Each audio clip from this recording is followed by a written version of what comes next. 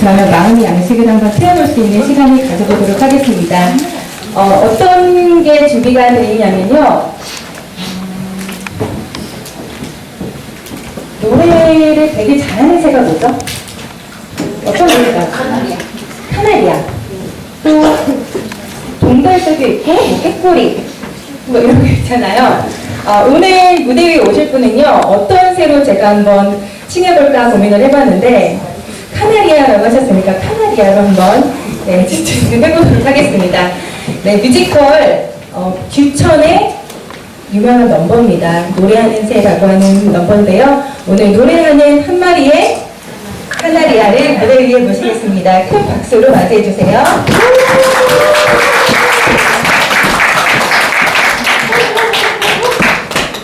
네, 안녕하십니까. 뮤지컬 김미정입니다. 네, 오늘 사회자님이 너무 멋지게 카나리아로 표현해 주셨는데 반전이죠?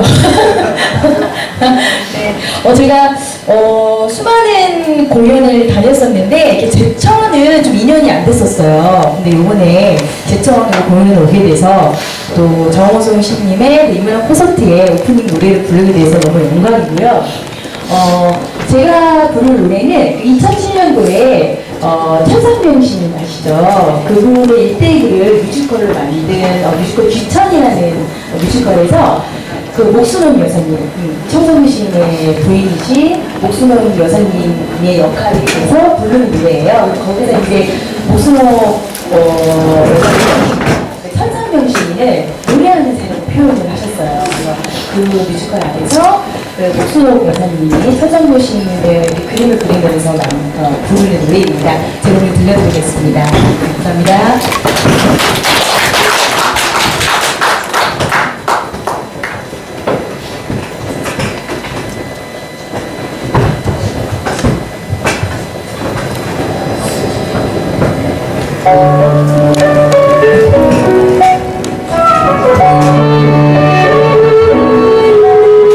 세상 모두가 천재라는 시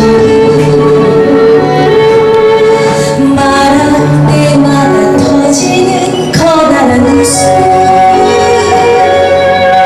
항상 세 번을 반복하며 끝내는 말씀 웃음이 행복이었고 즐거움이 생활이었죠.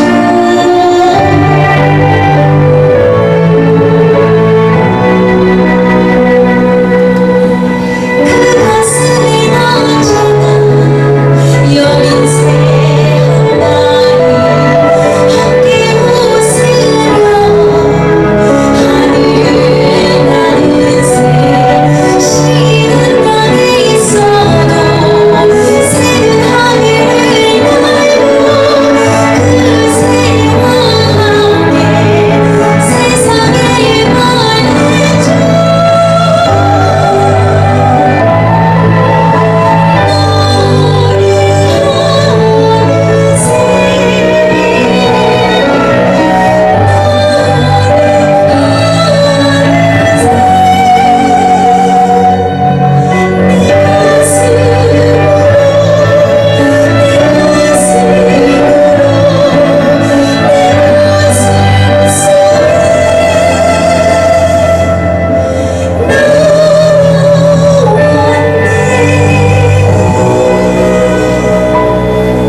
감사합니다.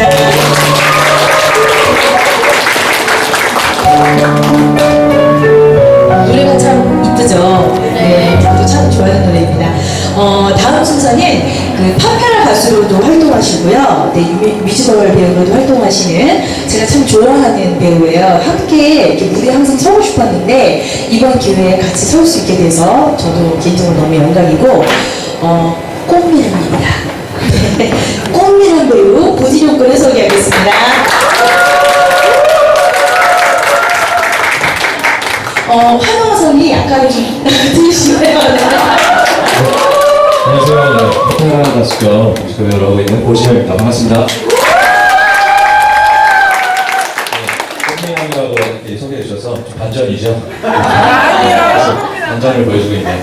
네, 오늘 너무나 인문학 콘서트 제천에서 아름다운 또 예빈마을에서 이렇게 하게 돼서 너무나 영광이고, 저도 이 공기 좋은 곳에서 와서 맛있는 음식을 먹고 이렇게 하게 돼서 오늘도 노래를 건강하게 깨끗하게 잘 할 수 있을 것 같은 생각이, 예감이 듭니다.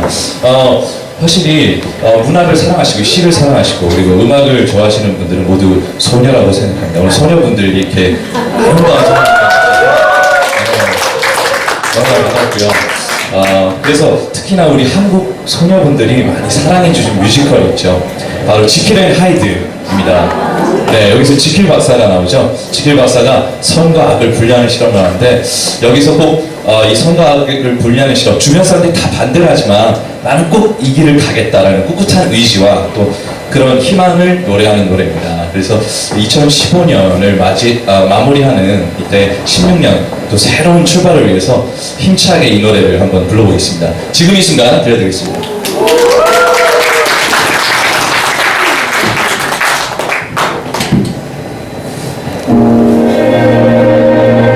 지금 이 순간, 지금 여기 간절히 바라고 원했던 이 순간, 나만의 꿈이, 나만의 소원 이루어질지 몰라. 여기 바로 오늘 지금 이 순간, 지금 여기 아무도 알 수 없는 이 순간, 참 많이 힘겼던 날 사라져간 처럼 멀리, 지금 이 순간 나처럼 날 꿈꿔왔던 사슬을 벗어던진다. 지금 내겐 확실한 있음을 남은 건 이제 승리와 길만하던 이런 나를 떨치고 위에서 세상으로 부딪혀 앞서고, 지금 이 순간 내 모든 건 욕심마저 내 영혼마저 다 걸고 어찌나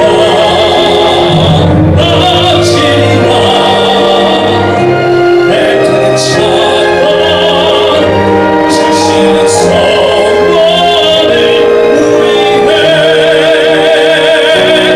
지금 이 순간 나만의 길, 당신이 나를 버리고 쳐주어요. 내 맘속 이미 아직 한잔이고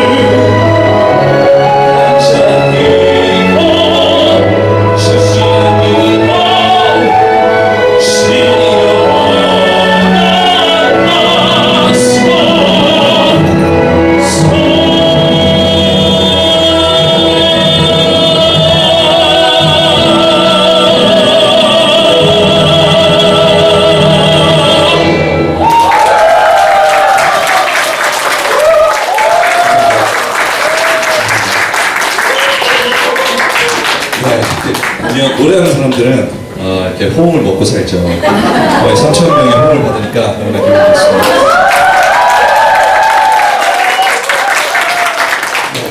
다음 곡은 그 자동 앵콜이죠. 우리 이 시대의 가장 아름다운 여배우는 아니다. 하지만 오늘 이 시간을 빛내주실 우리 김기정 뮤지컬 배우님께서 오늘 특별히 뮤지컬 오페라 유령에 나올 크리스틴 역을 하시고 저는 나올, 그래서 이 두 사람의 사랑 스토리거든요. 그래서 여러분들께서 지금 같이 사시는 그 인간, 그분들 말고 그 예전에 한때 그 아련한 추억 속에 그 첫사랑을 오늘 추억하시면서, 그 첫사랑이 지금의 남편이실 수도 있지만 한번 추억하시면서 또 오늘 공연을 즐겨주셨으면 좋겠습니다.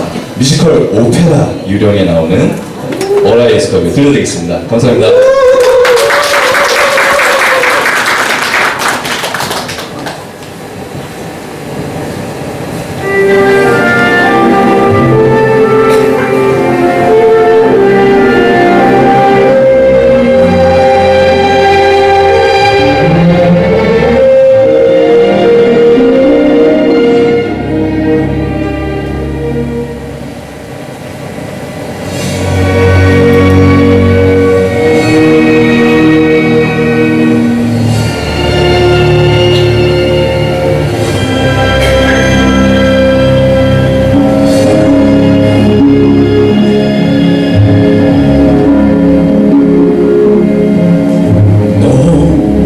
Talk of darkness, forget this, why life is.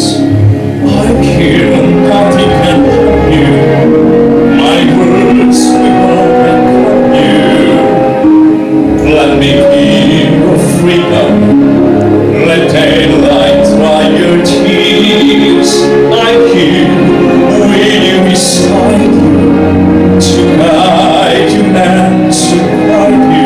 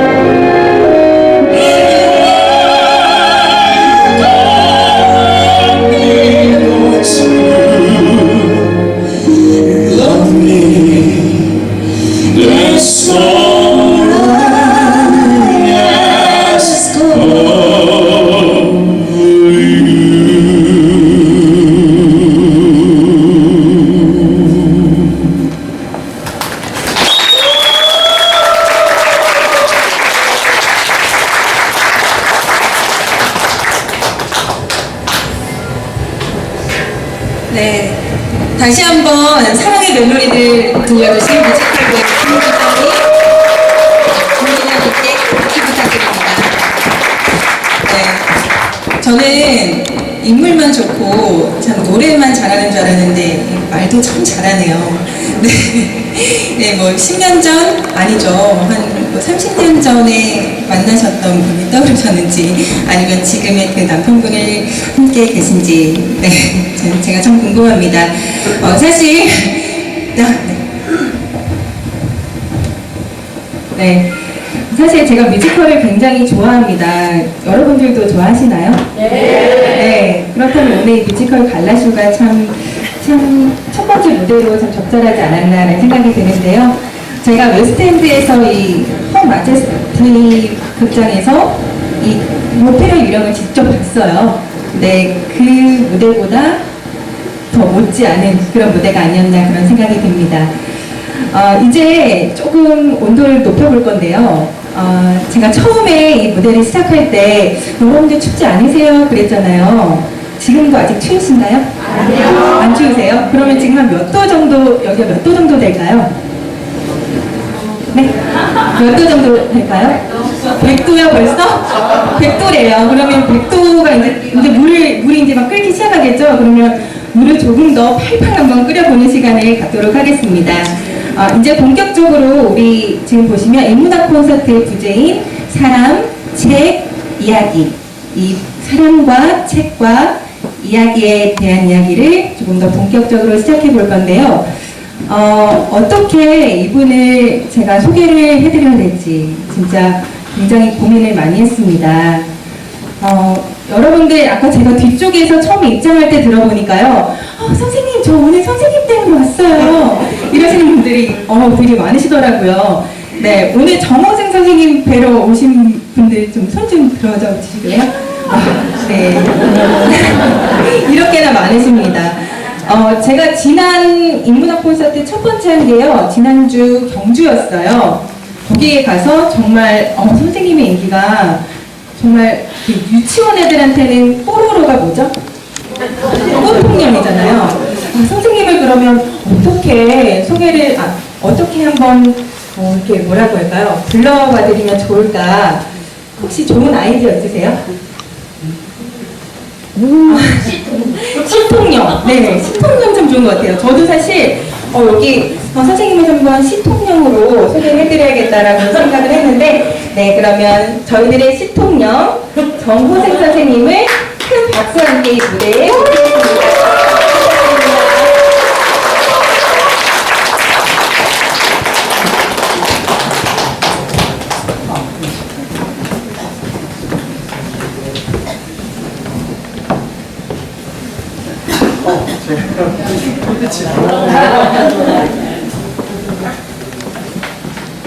괜찮네요. 예, 여러분, 어떻게 다 이렇게 저는 폐교라는 공간이 이렇게 소중하게 쓰이는 것을 실제로 와서 본 거는 처음이에요. 차가 딱 도착해서 이렇게 딱 들어오니까 운동장이 딱 있더라고요. 그래서 맞아. 그러면서 이렇게 하늘을 보니까 밤하늘에 서울에서는 볼 수 없었던 그 별들이 다 보이는 거예요. 그래서 역시 제천이다 이런 생각이 들고, 그렇죠. 그리고 여러분들은 별을 마음껏 바라볼 수 있는 그런 곳에서 사신다는 생각을 하셔야 돼요. 서울에서는요, 아무리 밤하늘을 쳐다봐도 별이 안 보입니다. 그러니까 별이 보이지 않는 도시는 사실 어떤 의미에서 죽은 도시죠. 그렇죠. 네. 그런 죽은 도시에서 사니까 얼마나 힘들어요. 그런데 여러분들께서는 이런 살기 있는 그런 도시에서 제천이 도시이잖아요. 그렇죠? 네, 도시예요. 그런데 별이 보이느냐, 보이지 않느냐, 그것은 큰 차이가 있다. 그런 생각이 저는 오늘 들었습니다. 저는 키가 작으니까 앉아나 서나 똑같습니다. 그래서 제가 여기 올라가면은 여러분들이 불편하실 거예요. 그래서 제가 그냥 이 자리에 서서 함께 이야기를 좀 나누는 시간을 가져보도록 하겠습니다. 여러분들께서는 지금 올 한 해를 보내면서 어떤 관계, 누구와의 관계가 있잖아요. 그렇죠? 우리는 자연과 인간과의 관계, 그리고 신과 인간과의 관계, 또 인간과 인간과의 관계, 우리는 이런 관계를 벗어나서는 살아갈 수가 없어요. 그래서 올 현재 올라가도 뒤에서 키 작다고 정말 그러신 거예요. 올라가면 제가 불안할 것 같은데 그냥 좀 봐주세요. 예. 안 보여요? 그럼 이렇게 할까요? 제가 안 보여요. 이게 너무 높잖아요. 아니야. 그러면 제가 이렇게 여러분들을 이렇게 내려다보고 있는 거예요. 그래서 제 시선이 별로 안 좋아요. 그래도 괜찮아요? 네. 좋습니다. 저는 가수가 아니니까. 네. 그래서 올 한 해 나와 다른 사람과의 관계, 혹시 불편한 관계가 있었던 사람이 가슴속에 떠오르는 사람이 있으세요? 지금? 우리는 인간이기 때문에 그럴 수 있습니다. 저도 그래요. 저도 제 마음속에 올 한 해를 살면서 관계가 힘들었던 사람들이 있어요. 그러면 그 관계를 어떻게 해야 될까요, 우리가?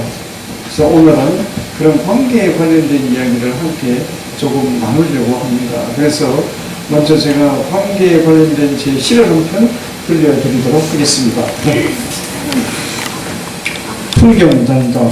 문주사 와불님을 뵙고 돌아오는 길에 그대의 가슴의 처막 끝에 풍경을 달고 돌아왔다. 먼 데서 바람 불어와 풍경 소리 들리면 보고 싶은 내 마음을 찾아간 줄 알아요. 제가 유일하게 외우는 시예요. 제가 지금까지 신작 시집이 12권입니다. 그리고 내년에 낼 시까지 준비가 됐기 때문에 약 43년 동안 약 1000여 편 정도의 시를 쓰고 발표했다. 그 중에서 유일하게 외우는 시가 바로 이 시예요. 저는 시를 못 외워요. 제가 한 25년 전에 어느 산사이 처막 끝에 제 손으로 직접 망치질을 해서 풍경을 달아본 적이 있어요. 진짜. 근데 풍경을 달고 나니까 풍경 소리가 그렇게 아름다운 거예요. 지금 여기 여기가 예빛 마을이죠. 예빛 뭡니까? 금방 이렇게 봤는데 예빛 학교인가? 근데 여기 풍경을 저쪽 끝에서 이쪽 끝에 달아놓으면 아마 소리가 참 좋을 거예요. 아마 청명한 소리가 들리지 않을까라고 생각했는데 풍경 소리를 제가 들으면서 이런 생각이 들었어요. 풍경은 누구 때문에 자기 존재의 가장 아름다운 소리를 낼 수 있는가? 누구 때문이죠? 바람 때문이죠. 그럼 바람은 또한 누구 때문에 자기 존재의 가장 아름다운 소리를 낼 수 있습니까?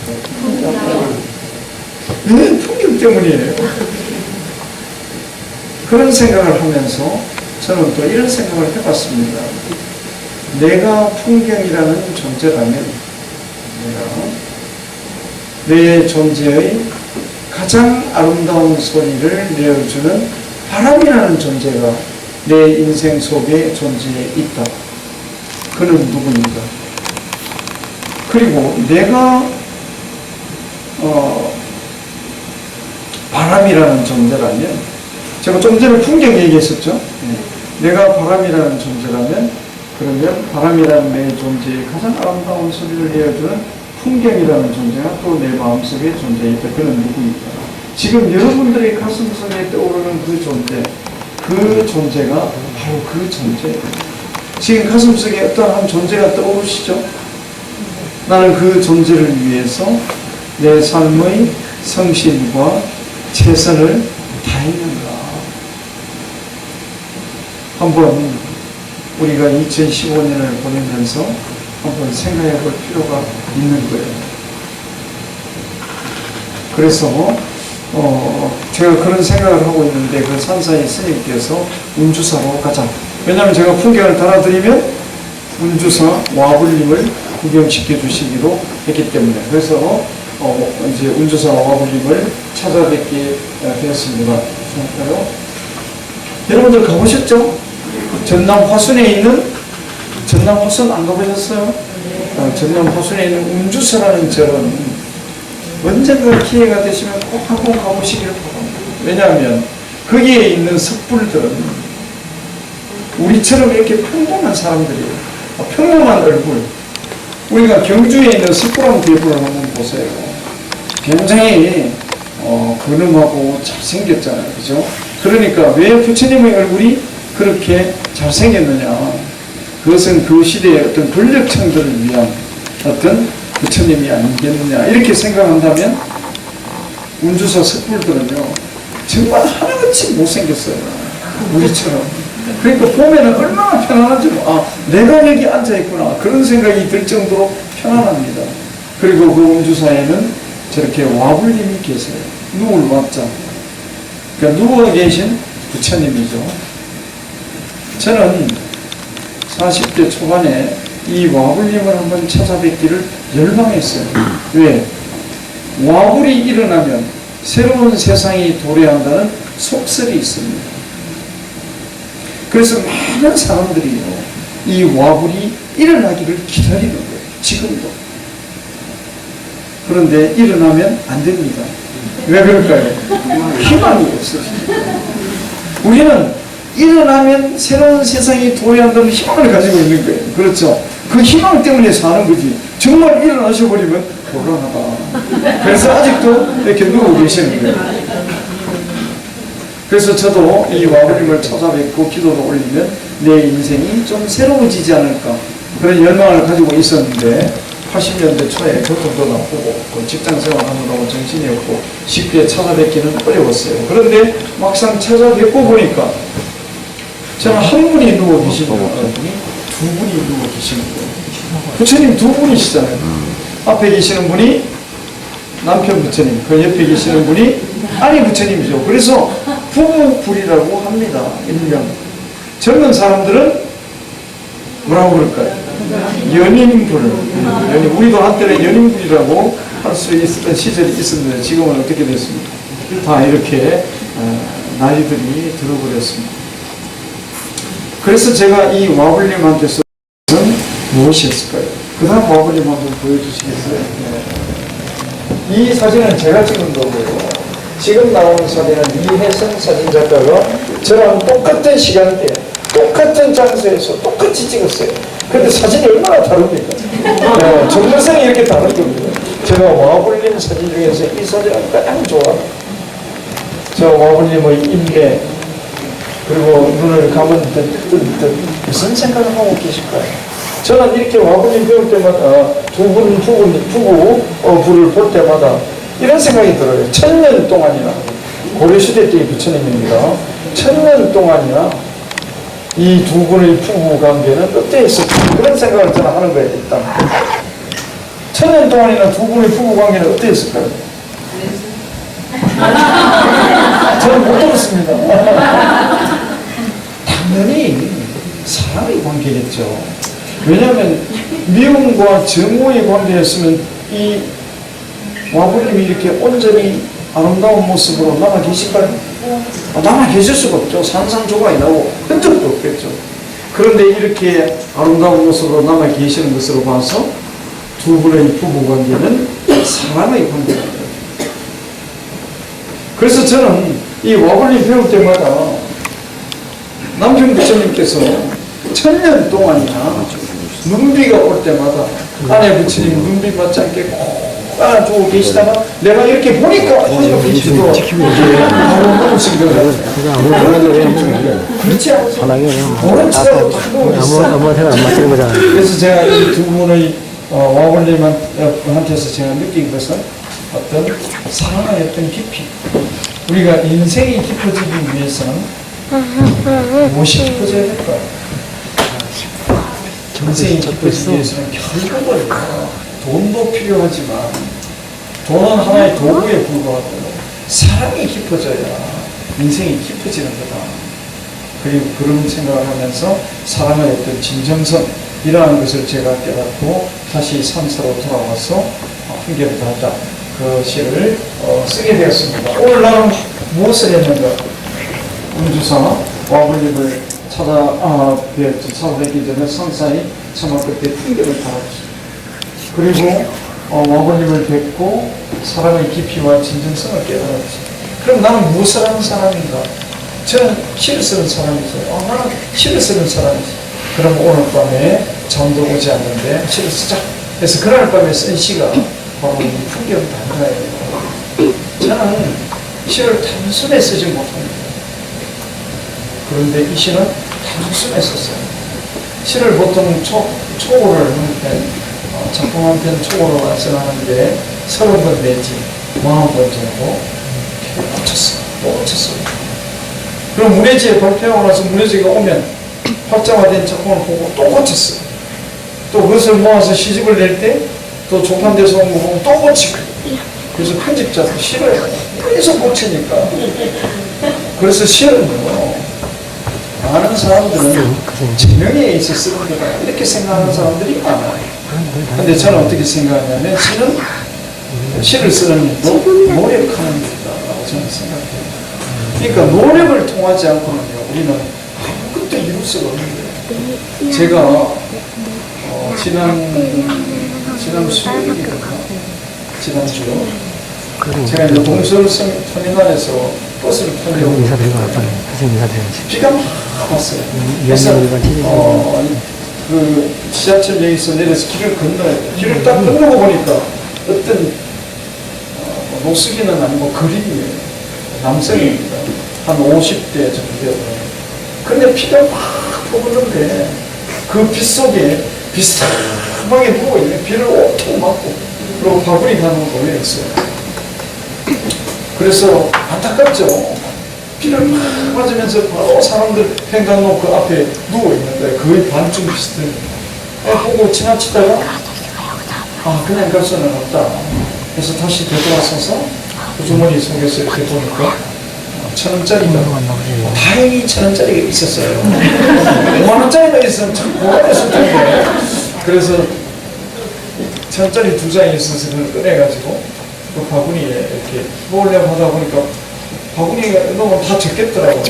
그래서 이게 저 집회니까 그냥 받으세요. 그래서 제가 줬어요. 준 까닭은 무엇일까요? 우리가 구걸을 하는데도 노력이 필요한 거예요. 저는 그 사람이 비를 맞고 있다는 사실에 대해서 그러니까 비를 맞는다는 것은 자기의 최선을 다하는 거예요. 그렇죠? 그것을 외면할 수는 없었어요. 그래서 모든 우리가 무엇을 이루기 위해서는 노력을 통과하지 않으면 안 된다. 그래서 저도 그날 밤에 그래서 저도 시를 쓰는데 그날 밤에 이 시는 단숨에 쓰게 됐어요. 누가 제 대신 단숨에 쓰게 해주셨을까요? 알아맞혀 보세요.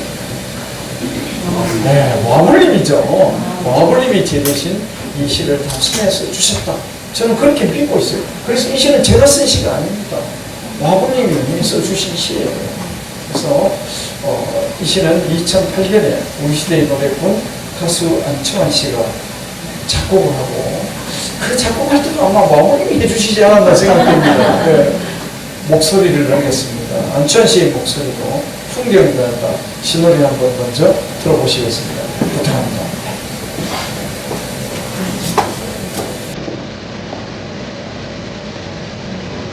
네.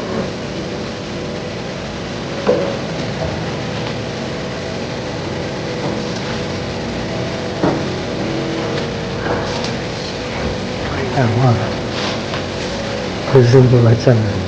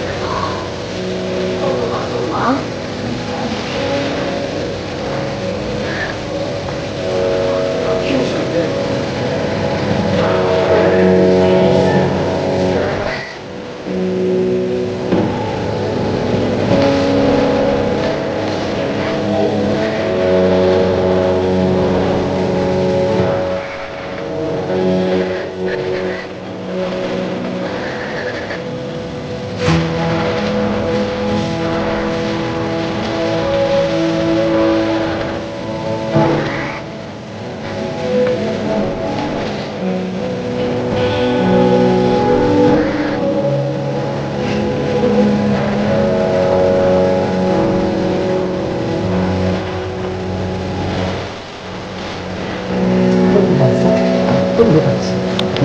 또 이런.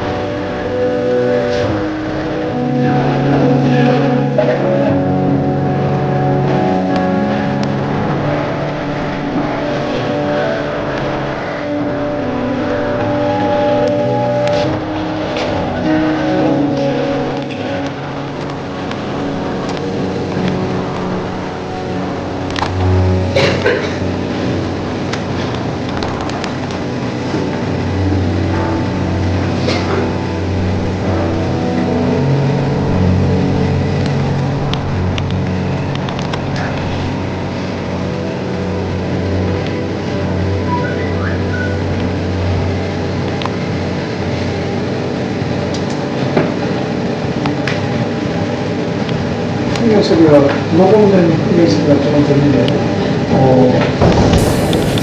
우리가 이 안치환 씨의 목소리로 풍경가를 시간에 들으면서 무슨 생각을 하셨습니까? 나와의 관계에 대해서 오늘 또 올 한 해 내 인생에서 나와 관계가 힘든 어떤 존재에 대해서 우리가 지금 생각해 볼 필요가 있는 겁니다. 관계에 관련된 제시를 또 한 편 전해드리겠습니다. 죄송합니다. 서려모 천년 바람 사이로 구연 폭설이 내릴 때 내가 폭설을 너무 힘껏 껴안아 내 팔이 뚝뚝 부러졌을 뿐 아직 단 한 번도 폭설에게 상처받은 적 없다. 여기에서 서려목은 어떤 나무죠? 자, 여기에서는 서려목이라는 이 나무 이름 속에 누구와의 관계가 설정되어 있습니다. 나무와 폭설과의 관계가 설정되어 있죠. 그런데 이 나무와 폭설과의 관계는 서로 어떤 관계입니까? 지금 현재 설해목이니까 해자가 무슨 해자입니까? 해를 입히는, 해를 입히고 해를 받는 관계가 설정되어 있는 거예요. 그런데 이 설해목이라는 나무 이름은 누가 정했습니까? 인간이 정한 거잖아요. 그렇기 때문에 이 나무는 인간이 정한 그 나무의 이름을 좋아할까요? 싫어할까요? 그렇지 않다. 그렇지 않다는 거예요. 어떻다? 나는 폭설을 내가 너무 사랑해서 힘껏 껴안다가 보니까 내 팔이 부러졌을 뿐이지 나는 폭설에게 상처를, 해를 입은 적이 없다는 거예요. 우리가 나무의 마음을 한번 생각해 보세요. 나무는 폭설을 어떻게 하고 있습니까? 사랑하고 있는 거예요. 그러면 이 시 내용 속에 있는 폭설과 나무와의 관계는 어떤 관계일까요? 서로 그렇죠. 서로 사랑의 관계인 거예요. 그런데 이 설해목이라는 나무의 이름 속에 있는 나무와 폭설과의 관계는 서로 해를 입히고 상처를 입히는 관계입니다. 그러면 우리가 이 두 가지 관계 속에서 현재 내 삶이 어느 관계에 지금 해당되어 있는가 생각해 볼 필요가 있는 거예요.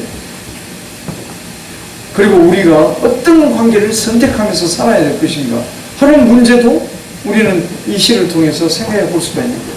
당연히 이 제목 속에 있는 설해목이라는 제목 속에 있는 관계의 삶을 살아서는 곤란하죠. 이 시 속에 있는 관계를 관계의 삶을 우리는 살아야 된다. 시 속에 있는 관계의 삶은 바로 어떤 그런 사랑을 했던 관계입니다.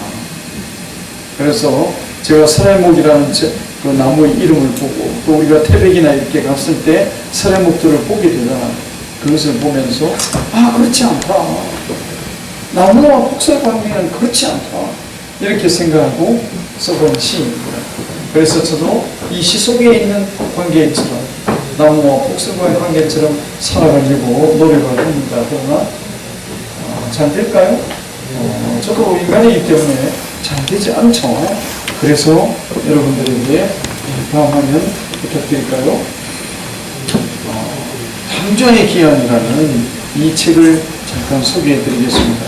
우리가 관계가 힘이 든다는 것은, 관계가 나쁘다는 것은 무엇을 못한다는 것일까요? 결국 사랑을 하지 못한다는 거고, 사랑하지 못한다는 것은 결국은 사랑의 본질에서 보면요, 어떤 그런 무조건 아무런 조건이 없고 무한하고 희생이 있고 책임이 있고 그렇습니다. 그런데 결국은 관계가 나쁘다는 것은 사랑하지 못한다, 즉 용서하지 못한다는 거예요. 용서하지 못하니까 관계가 계속 나빠지는 거예요. 그래서 이 책은 용서에 관한 책입니다. 제가 제 삶 속에서도 누구를 용서하지 못하는 삶의 부분들이 있잖아요. 그래서 한 번은요, 제가 아는 신부님을 한번 만났을 때 제가 이런 말씀을 한번 드려봤어요. 신부님, 제가 요새 누구를 용서하지 못해서 사는 것이 힘듭니다. 잠도 오지 않고. 그랬더니 그 신부님께서 막 웃으시면서 정신, 아무도 미워하지 않고 살게 되기를 바라지 마세요. 이런 말씀 하시는 거예요. 그 말씀 들으니까 마음이 어떠세요? 좀 편안해집니까? 무슨 말이죠? 아니, 신부님은 강론하실 때마다 남을 사랑하라, 남을 미워하지 말라, 맨날 그런 말씀 하시면서 어떻게 저한테는 남을 미워해도 괜찮다 이 말이잖아요. 그렇죠? 어떻게 그렇게 말씀하십니까? 라고 반문을 했더니 또 끌끌 웃으시면서 정신, 우리가 진정한 사랑이라는, 우리 인생의 진정한 사랑을 깨닫기 위해서는 미움과 증오도 필요합니다. 더 어려워졌어요. 미움과 증오가 필요하다니, 미움과 증오가 가치가 있다는 거 아닙니까? 그렇죠? 과연 미움과 증오가 가치가 있을까요? 제가 생각할 때 미움과 증오 때문에 내 삶이 힘든데, 고통스럽고 그렇잖아요. 그런데 신부님은 그래 엉뚱한 말씀을 하시는 거예요. 그런데 신부님한테 계속 반문을 할 수는 없고 신부님의 말씀을 이해하려고 노력을 해야 되겠죠. 그런데 잘 이해하기 어려웠어요. 왜? 미움과 증오가 어떻게 필요하냐? 왜 어떻게 가치가 있느냐? 그래서 그것이 하나의 어떤 숙제가 됐어요. 하나의 화두가 됐어요. 그래서 어느 날 길을 가다가 밝은 대낮의 하늘을 다 쳐다보니까요, 이런 생각이 드는 거예요. 밝은 대낮의 하늘에 별이 존재하는가? 존재합니까? 존재 안 해요? 존재는 하는데 그렇죠. 그게 정답이죠. 밝은 대낮의 하늘에 별은 존재합니다. 그런데 보이지 않는다는 거죠. 뭐 때문에 보이지 않습니까? 우리가 별을 바라보기 위해서는 반드시 이렇게 밤하늘이라는 어둠을 통과해야만이 지금 우리 제천의 하늘에 별이 빛나듯이 빛나는 별을 바라볼 수 있는 거예요. 그러니까 내 인생에 진정한 사랑이라는 별을 바라보기 위해서는 미움과 증오라는 어둠을 통과해야만이 진정한 사랑이라는 별을 바라볼 수 있다. 이렇게 생각하니까 신부님의 말씀이 좀 이해가 되는 부분이 있었어요. 그런데요, 신부님의 말씀을 내 나름대로 이해했다고 해서 누구를 용서하기는 어려워요. 그렇지 않습니까? 용서를 잘하면 우리 삶이 얼마나 좋아지겠어요. 그런데 그게 어려운 거예요. 그런데 탐자의 기한, 이 책은 용서에 관한 책인데, 그래서 용서에 관한 책들을 많이 읽어봤어요. 읽어봐도요, 누구를 용서하기는 어려워요. 책을 읽는다고 해서 누구를 용서하게 된다면 책을 100번 읽죠. 책 속에는 좋은 말씀이 많아요. 남을 용서하라. 남을 용서하지 않으면 당신이 죽는다. 그러니까 당신이 살기 위해서라도 남을 용서하라. 그런 말씀도 있고요. 또 우리가 인생이라는 강을 건너가기 위해서는 반드시 용서라는 징검다리를 딛고 가지 않으면 안 된다. 이 제 얘기가 아닙니다. 책 속에 있는 얘기들을 제가 지금 소개해 드리는 거예요. 그리고 이런 귀한 말씀도 있었어요. 내가 다른 사람의 잘못을 한 가지를 용서하면 내가 다른 사람한테 용서받아야 할 잘못을 10가지를 용서받는다. 이런 말씀도 있었어요. 그런데 우리는요, 보면 항상 내가 남을 용서해 줘야 되는 입장인 줄 아는 거예요. 나이가 들면서 점점. 그런데 그렇지 않은 거예요. 우리도 누구한테 용서를 받아야 되는 입장인 거예요. 그런데 그러한 용서에 관한 말씀들을 책을 통해 읽었다고 해서 누구를 용서하게 되는 것은 아니라는 거죠. 제 경험입니다.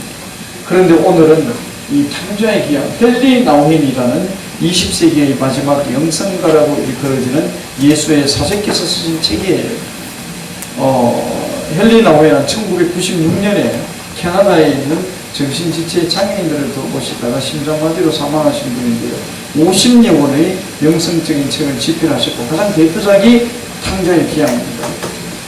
지금 저기 있는 그림이요, 렘블란트의 그림이에요. 돌아오는 탕자라는 렘블란트의 그림인데, 헨리 나우민은 저 렘블란트의 저 그림을 보고 감동을 받아서 저 그림을 직접 찾아가서 보고 이런 용서에 관한 책을 집필했습니다.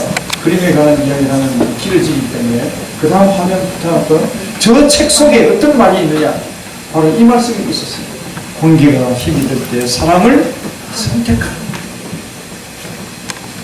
저는요, 이 말씀을 처음 들었을 때 제 가슴의 저 높은 절벽 끝에서 화이트 하나가 막 쿵쿵쿵 굴러 떨어지는 듯한 그런 느낌이 났어요.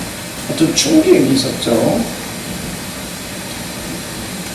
여러분들은 어땠어요? 지금 이 말씀을 접하면서 내가 이 말씀을 좀 진작 만났더라면 내 인생이 좀 달라졌을 거예요. 왜?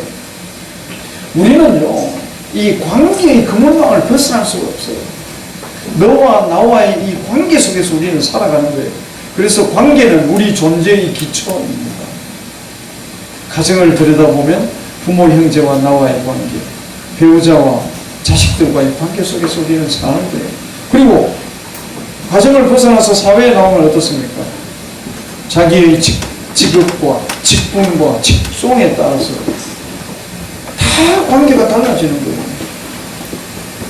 여러분들은 일단 가정을 들여다볼까요? 여러분들은 누구의 며느님이시죠? 그렇죠? 시어머님 계세요? 네. 계세요? 네. 그러면 며느님의 경우에 며느리인 나와 누구와의 관계? 시어머니와의 관계가 형성되잖아요. 또 내가 시어머니면 시어머니인 나와 며느리와의 관계가 형성돼요. 그런데 다 그렇습니다. 이런 관계 속에서 우리는 살아가게 돼요. 그런데 관계의 속성을 한번 생각해 보세요. 관계의 속성은요, 항상 좋습니까? 시어머니와 며느리와의 관계를 보면 관계의 속성을 우리는 바로 이해할 수 있어요. 시어머니와 며느리와의 관계는 항상 어떻습니까? 평행선이죠. 평행선이에요. 좋은 분들도 있겠지만 사실은 그렇지 않습니다. 제가 어머님을 항상 친정어머님으로, 친정엄마처럼 대하겠습니다. 그렇게 모시겠습니다. 그래, 나도 너를 항상 내 친딸처럼 사랑하겠다. 그렇게 되면 관계가 어떻게 될까요? 좋아질까요? 나빠질까요? 많은 사람들이 좋아진다고 생각하겠죠? 좋아지지 않습니다. 더 나빠집니다. 거짓말이기 때문에. 사실은 그냥 하는 말이에요. 그게 얼마나 위험한가 하면요, 제가 볼 때. 그러면 이제 잣대가 어떻게 됩니까? 아니, 나를 친정엄마처럼 생각한다고 그래놓고 네가 내한테 그럴 수 있냐, 이렇게 비교 대상이 생기는 거예요. 그렇죠? 친정엄마라는 존재와 비교 대상이 생기는 거예요. 아니, 어머님은 나를 딸처럼, 친딸처럼 생각한다고 그러셔놓고 어떻게 내한테 이러실 수가 있습니까? 라고 비교 대상이 생기는 거예요. 비교 대상이 생긴다는 것은 부정적이고 원망의 대상이 생긴다는 겁니다. 그래서 관계가요, 좋아질 수 있는 것도 나빠지기가 쉬워요. 그래서 그런 말 할 필요가 없어요. 그냥 며느리는 며느리 자기 입장과 본질만 갖고 있으면 되는 거예요. 시어머니, 나는 너희 시어머니다. 그렇게 생각해야지. 나는 너희 친정엄마다 이렇게 생각하면 문제가 시끄러워지는 거예요. 이 세상에서 가장 만만한 사람이 누굽니까? 그렇죠. 예, 예. 이 세상에서 가장 만만한 사람이 엄마예요. 엄마. 저도요, 이 세상에서 가장 무서운 동영상을 막 찍으니까 제가 지금 말을 못하겠어요. 그래서 저는 사실은 지금 이렇게 동영상 찍는 거 별로 안 좋아합니다. 왜 찍으시니까 저는 가만히 있는데 대신 할 말과 안 할 말을 가리는 거예요. 그래서 금방 제가 실수할 뻔했어요.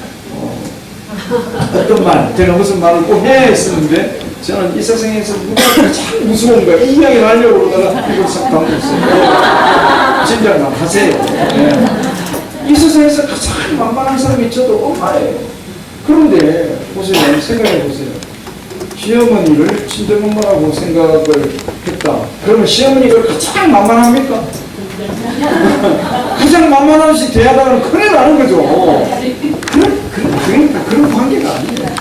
그래서 우리는 관계가 이렇게 힘이 들 수밖에 없는 속성을 그 관계의 본질이 갖고 있어요.